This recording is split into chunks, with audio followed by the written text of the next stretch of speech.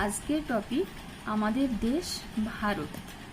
আমাদের দেশ ভারত এই টপিকটি তোমাদের সেকেন্ড ইউনিটে কিছুটা অংশ ছিল, কিন্তু ক্লাস হয়নি বলে আমি প্রথম থেকে আবার একটুখানি ধারণা দেওয়ার চেষ্টা করছি।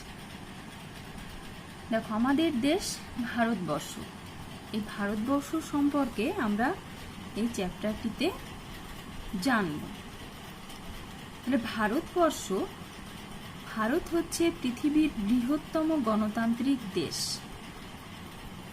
এখানে বিভিন্ন ধরনের ভাষা, সংস্কৃতি, নানা ধর্মের মানুষ, বিভিন্ন প্রাকৃতিক বৈচিত্র্য ইত্যাদির মধ্য দিয়ে ভারতবর্ষ দেশটির অবস্থান।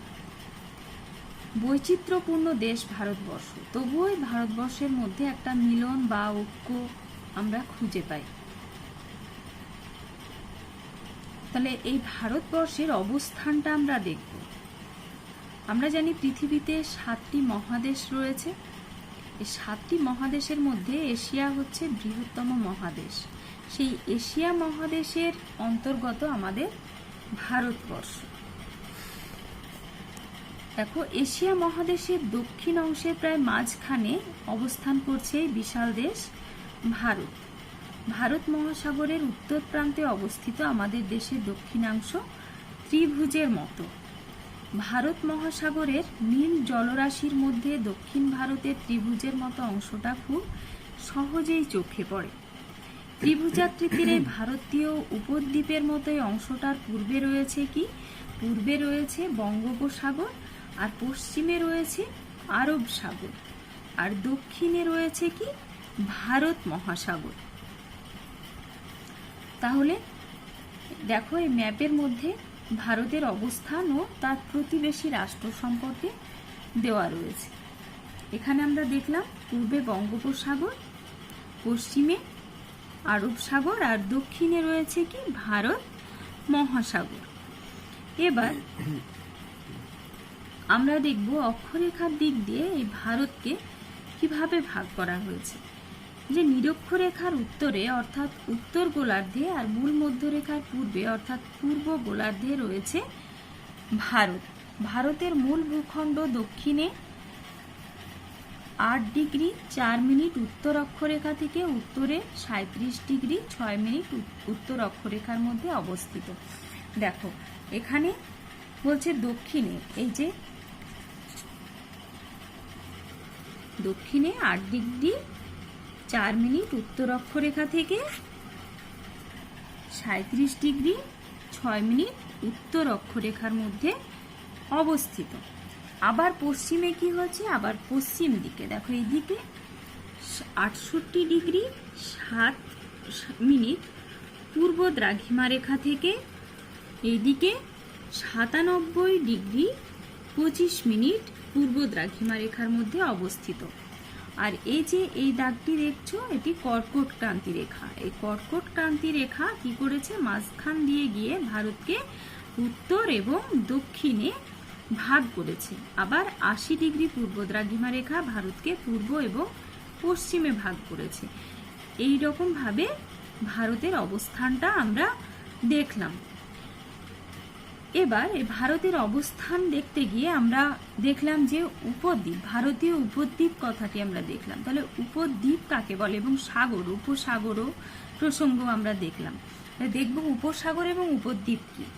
উপসাগর হচ্ছে, এটা তোমাদের শর্ট কোশ্চেন, 3 দিকে স্থলভাগ দ্বারা বেষ্টিত জলভাগকে উপসাগর বলে এবং 3 দিকে জলভাগ দ্বারা বেষ্টিত স্থলভাগকে উপদ্বীপ বলে। এখানে দেখো, ভারতের রাজনৈতিক মানচিত্র দেওয়া রয়েছে। এই রাজনৈতিক মানচিত্রে ভারতের বিভিন্ন প্রতিবেশী দেশ সম্পর্কে রয়েছে এবং ভারতের মধ্যে, ভারতের কাছাকাছি যে সমস্ত দেশগুলো সেগুলো প্রতিবেশী দেশ। মানে ভারতকে তো অন্য একটা দেশ থেকে যখন আলাদা করা হয় তখন সেখানে তো একটা বর্ডার টানা হয়, তো বর্ডারের থেকে কাছাকাছি যে দেশগুলো সেগুলো প্রতিবেশী দেশ। প্রতিবেশী বলতে আমরা যেমন আমাদের বাড়ির পাশের যারা বসবাস করে তাদেরকে আমাদের প্রতিবেশী বলি, ঠিক সেরকমও একটি দেশের পাশের দেশ সেটা তার প্রতিবেশী দেশ। তো প্রতিবেশী দেশ সম্পর্কে রয়েছে এবং তার চারপাশে কি, ওখানে বললাম পূর্বে বঙ্গোপসাগর, পশ্চিমে আরব সাগর এবং দক্ষিণে ভারত মহাসাগর দিয়ে ঘেরা রয়েছে, এবং এই ভারতের মধ্যে বিভিন্ন রাজ্য এবং সেই রাজ্যের রাজধানী সম্পর্কে রয়েছে। ভারতের দেখো রয়েছে কি, এই মানচিত্রের মধ্যে আমরা দেখব পশ্চিমে, পূর্বে দেখব কি প্রতিবেশী দেশ বাংলাদেশ এবং মায়ানমার।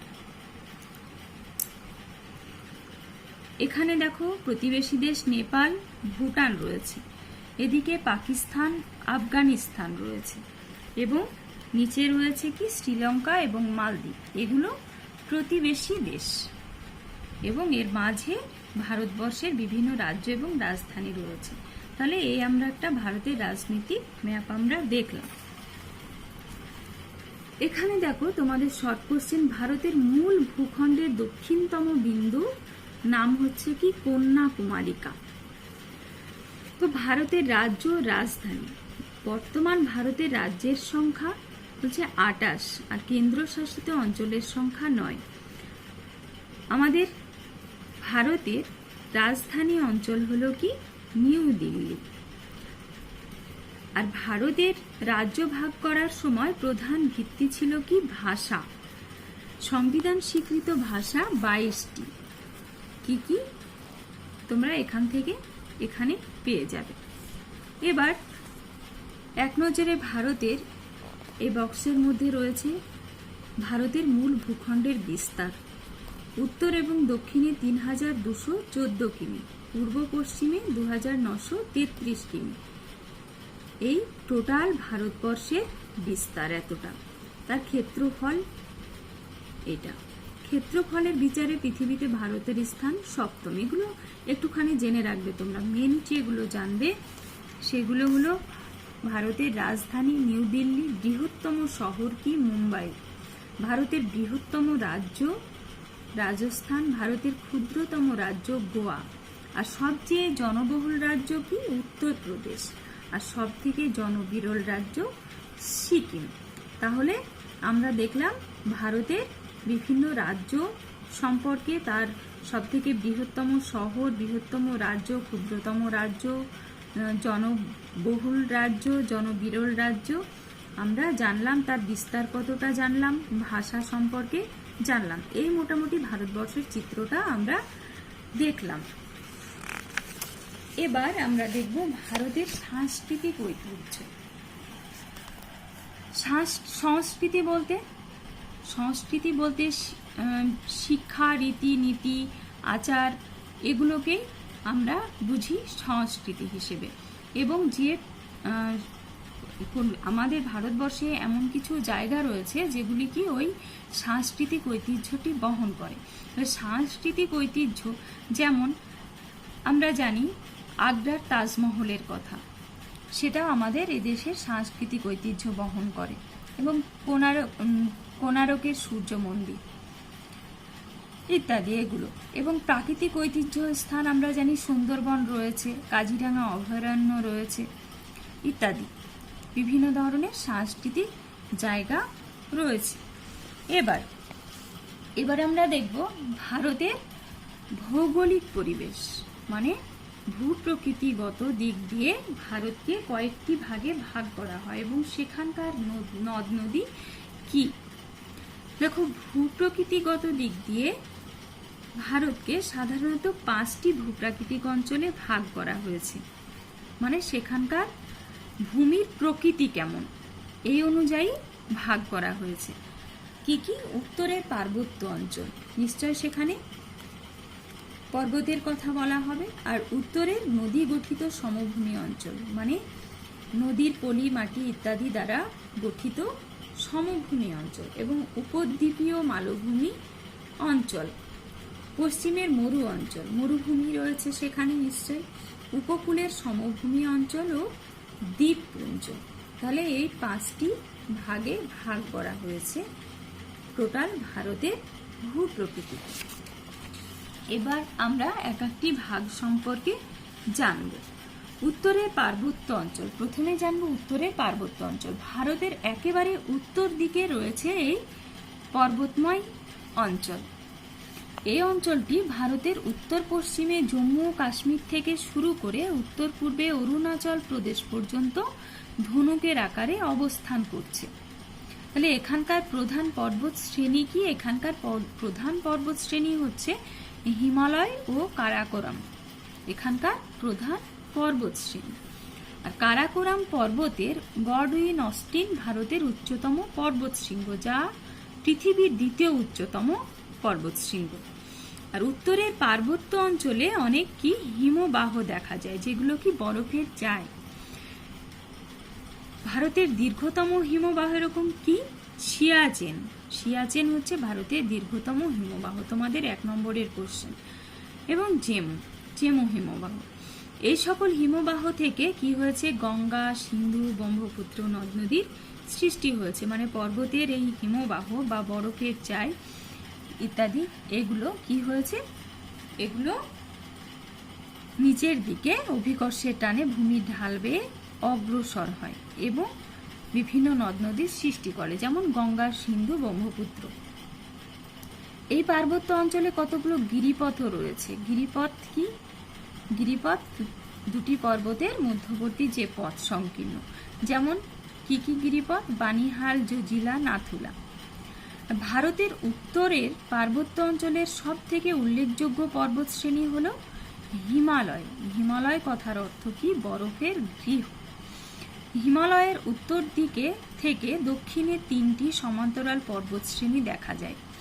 একেবারে উত্তরে রয়েছে কি? হিমাদ্রি, যার গড় উচ্চতা 6000 মিটারের বেশি। আর দক্ষিণে হিমাচল, গড় উচ্চতা 3000 মিটারের বেশি। ও একেবারে দক্ষিণে শিবালিক, গড় উচ্চতা 1500 মিটারের কম। তাহলে এই উত্তরের পার্বত্য অঞ্চল জানতে গিয়ে আমরা জানলাম যে কি কি জানলাম? পর্বত শ্রেণী বলে একটা জিনিস পেলাম, পর্বত শৃঙ্গ পেলাম, হিমবাহ পেলাম, পর্বত শ্রেণী ইত্যাদি, গিরিপথ ইত্যাদি বিষয়গুলো আমরা দেখলাম। তাহলে এগুলো কি? এগুলো সম্পর্কে দেখো এখানে দেওয়া রয়েছে। পর্বত শৃঙ্গ বলতে কি বোঝায়? পর্বতের চূড়া বা শিখর।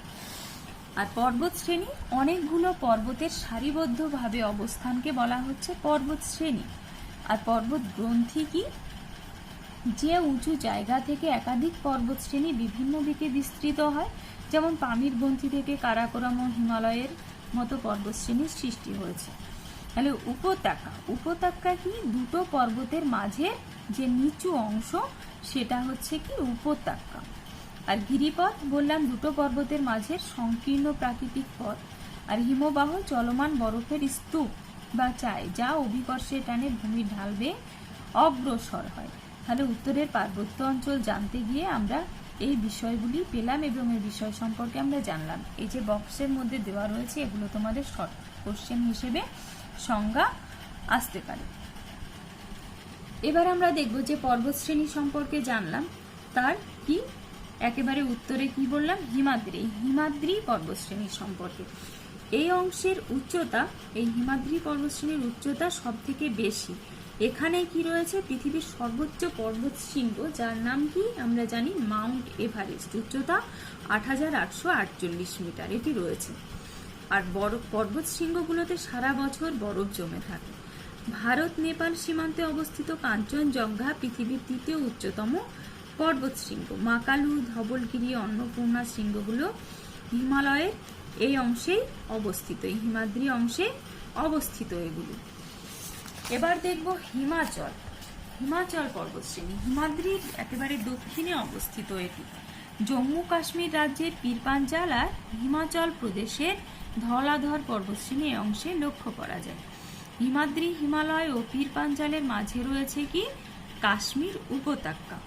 দার্জিলিং, মুসৌরি, মানালি, নৈনিতাল, সিমলার মনোরম প্রাকৃতিক সৌন্দর্যে আকৃষ্ট হয়ে কি হয়? বহু পর্যটক ওই শহরগুলোতে বেড়াতে যায়। তোমাদের মধ্যে কেউ হয়তো এই জায়গাগুলোতে গিয়ে থাকবে, বিশেষত দার্জিলিংয়ে তো মানুষ প্রায়ই যায়, তাই তো? এবার শিবালিক, শিবালিক পর্বতশ্রেণী সেখানে কি রয়েছে? হিমাচলের একবারে দক্ষিণে অবস্থিত এটি। শিবালিক ও হিমাচল হিমালয়ের মাঝের সংকীর্ণ উপত্যকাকে, এই যে হিমাচল এবং এই শিবালিক, এই হিমালয়ের মাঝের সংকীর্ণ উপত্যকাকে বলা হচ্ছে দুন, যেমন দেরাদুন। আর শিবালিক হিমালয়ের নিচের দিকে বা পাদদেশের ঘন অরণ্যাবৃত্ত মানে ঘন জঙ্গলে ঢাকা এই অঞ্চল হলো কি তরাই। তোমাদের শর্ট কোশ্চেন দুন ও তরাই কি এটি আসতে পারে।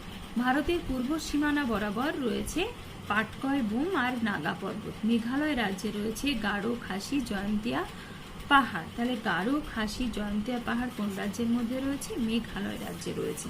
তাহলে আমরা উত্তরের পার্বত্য অঞ্চল সম্পর্কে জানলাম।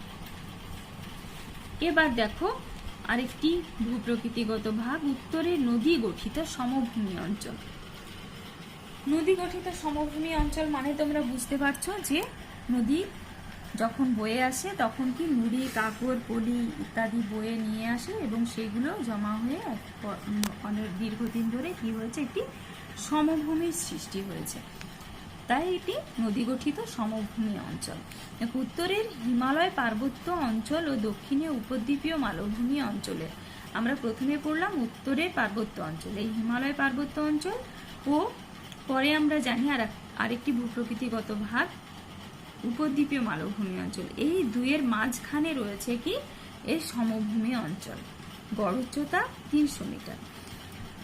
দেখো কতগুলি রাজ্য এই সমভূমির মধ্যে অবস্থিত সেটা আমরা দেখব। কি পাঞ্জাব, হরিয়ানা, উত্তরপ্রদেশ, বিহার, পশ্চিমবঙ্গ, আসাম, এই রাজ্যগুলোর মধ্যে এই সমভূমি অবস্থিত। এবং এই সমভূমি অঞ্চলের প্রধান নদ নদী কি? সিন্ধু, গঙ্গা ও ব্রহ্মপুত্র। এই নদীগুলি কোথা থেকে সৃষ্টি হয়েছে? ওই হিমালয়ের পার্বত্য অঞ্চল থেকে, যেখানে আমরা দেখলাম হিমবাহ বা বরফের চাই, ওই বরফের চাই কি হয়েছে একসময় নদীকারে নিচের দিকে নেমে এসেছে এবং এই নদীগুলির সৃষ্টি হয়েছে। এবং এই হিমালয় পার্বত্য অঞ্চল থেকে যখন নদী আসছে তখন বয়ে নিয়ে আসছে কি নুড়ি, কাঁকর, পলি এনে এই সমভূমিটির সৃষ্টি করেছে, আগেই বললাম। এই নদী গঠিত সমভূমি, যেহেতু নদী গঠিত সমভূমি, তাই এটি কি হয়েছে, এই অঞ্চলের মাটি খুবই উর্বর এবং চাষবাস খুব ভালো হয় এবং সে কারণেই এখানে সমভূমি অঞ্চল হয়, যাতায়াত ব্যবস্থাও ভালো এবং এই সুবিধার জন্য এখানে প্রচুর মানুষও বসবাস করে। তাহলে এইটুকু আমরা জানলাম। এবার দেখব উত্তরের নদী গঠিত সমভূমি অঞ্চলের প্রধান প্রধান নদী কি বললাম সিন্ধু, গঙ্গা ও ব্রহ্মপুত্র। তাহলে উত্তর ভারতের সমভূমি অঞ্চলের প্রধান নদী হচ্ছে কি? প্রধান নদী তথা ভারতের প্রধান নদী গঙ্গা। তাহলে গঙ্গার উৎপত্তি কিভাবে হয়েছে, তার গতিপথ তোমাদের কোশ্চেন হতে পারে, বড় প্রশ্ন, ইম্পর্টেন্ট খুব। গঙ্গা নদীর গতিপথ বর্ণনা করো। তার আগে আমরা জেনে নেব গঙ্গা নদী সম্পর্কে কিছুটা বর্ণনা। এর দৈর্ঘ্য কত? 2525 কিমি। আর ভারতের এটি দীর্ঘতম নদী, আগেই বললাম।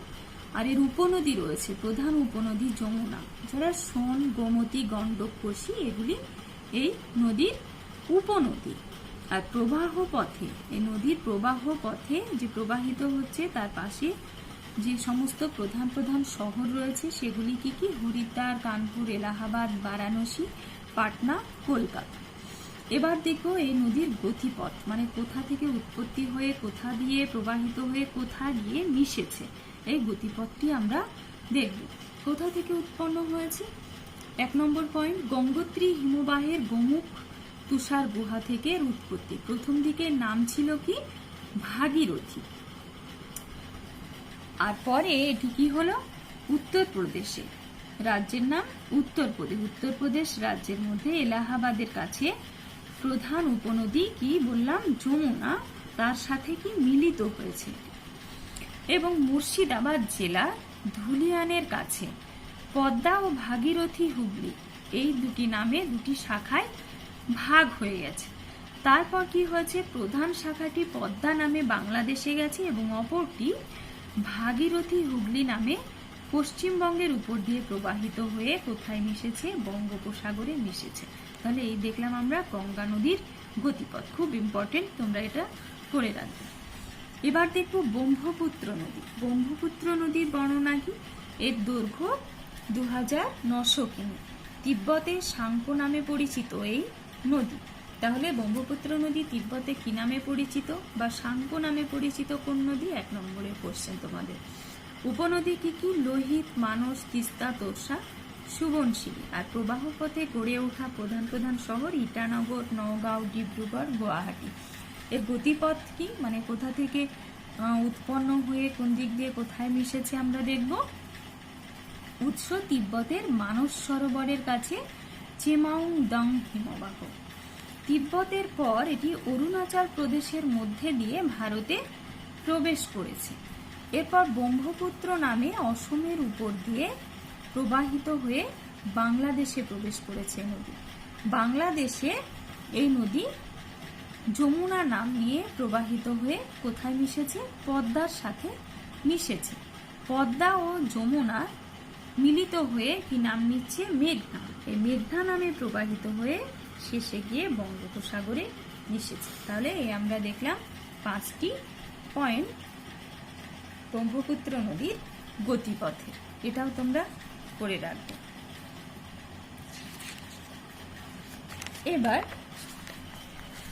সিন্ধু নদ। সিন্ধু নদ সম্পর্কে তোমরা একটুখানি জেনে রাখবে। দৈর্ঘ্য: উপনদী বিতস্তা, চন্দ্রভাগা, ইরাবতী, শতদ্র, বিপাশা হিমাচল প্রদেশ এবং জম্মু ও কাশ্মীরের মধ্যে দিয়ে প্রবাহিত হয়েছে। আর প্রবাহ পথে গড়ে ওঠা প্রধান শহর লে, শ্রীনগর। কোথা থেকে উৎপত্তি হয়েছে? তিব্বতের মানস সরোবরের নিকট কৈলাস পর্বতের একটি হিমবাহ থেকে উৎপত্তি। এরপর ভারতে প্রবেশ করেছে এবং জম্মু ও কাশ্মীর এবং হিমাচল প্রদেশের উপর দিয়ে প্রবাহিত হয়ে কোথায় প্রবেশ করেছে? পাকিস্তানে প্রবেশ করেছে। পাকিস্তানে এই নদীর প্রধান উপনদীগুলোর সাথে এর যে প্রধান উপনদী তার সঙ্গে মিলিত হয়েছে। এই মিলিত প্রবাহ অবশেষে কোন সাগরে গিয়ে পড়েছে? আরব সাগরে গিয়ে পড়েছে। পশ্চিমে আরব সাগরে গিয়ে পড়েছে। তাহলে আমরা এই দেখলাম উত্তরে নদী গঠিত সমভূমি অঞ্চলের 3টি প্রধান নদী সম্পর্কে। তোমরা গঙ্গা নদী এবং ব্রহ্মপুত্র নদীর গতিপথ বর্ণনা অবশ্যই করে রাখবে। তাহলে এইটুকু তোমাদের আজকে থাকলো। এরপর আমরা নেক্সট ভূপ্রকৃতি ভাগগুলো নিয়ে আলোচনা করব।